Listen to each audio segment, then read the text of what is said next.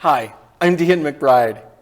If you're representing yourself in your divorce case, New Mexico Courts has a thorough self-help guide where you can find the required divorce forms and instructions about filing. Back with me today is Camille Baca from the New Mexico Courts to discuss the first steps to take if you're filing for a divorce.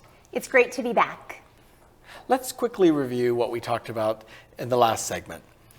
People representing themselves have the same rules of procedure and evidence as lawyers. Correct, and it's all on you to do your homework. The judiciary has a thorough self-help guide online at nmcourts.gov. Be familiar with the terms used in hearings and on the forms. This is a general guide, and if at any time you have any questions, consider getting a lawyer. Getting started with step one, the beginning. Domestic relations forms are divided into 3 sets of forms based on the stages you usually go through to get a divorce. Yes, step 1, the first forms you need to complete are on the domestic relations information sheet. The petition for dissolution of marriage, the temporary domestic order, and the summons. And each judicial district has different procedures about who provides the temporary domestic order and how it's issued.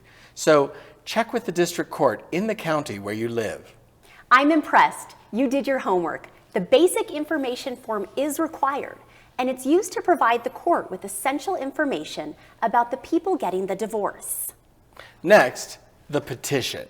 You'll see 2 versions of the petition. One if you have minor children together, and one if you don't. Those are forms 4A-102 and Form 4A-103. Camille, what is a temporary domestic order? A temporary domestic order is issued by the court, instructing the parties on how to conduct themselves when it comes to their children, finances, property, and interacting with each other until the divorce is final. And then fill out the summons. That's Form 4A-206. Yes, the summons is the legal document telling the other spouse that a divorce has been filed. The court will fill out additional information that's needed when you go to file. Make 2 copies of everything: the basic information form, the petition, the temporary domestic order, and the summons, and bring everything to court for filing. This will open your divorce case. For a small fee, the court clerk can make copies for you. You're also going to need to pay a filing fee. But what if you can't afford to pay the filing fee? You can ask the court to allow you to file for a free or a reduced rate by filing an application for free process. That's Form 4-222.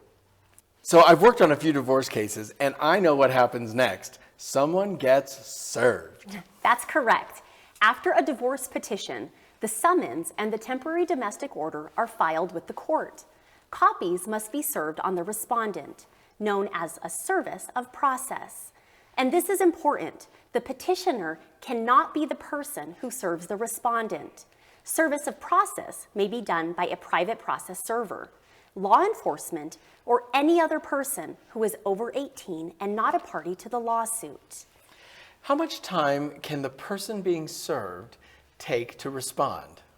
A response must be filed within 30 days after the summons packet was served. Let's quickly review. I want to file for divorce, and I'm representing myself. Step 1 is filling out the basic information form, the petition, and receiving the temporary domestic order and the summons. That's correct. Check with your local district court about the temporary domestic order. Make 2 copies of all forms. Filing fee by cash or check. You can apply for free process if you cannot afford the filing fee using Form 4-222. And good news, all of this is in the self-help guide online at nmcourts.gov with complete instructions, with forms you can download, and you can always check with your local court for more information. Up next, we'll talk about Step 2 and Step 3 forms that are required if you're getting a divorce and representing yourself.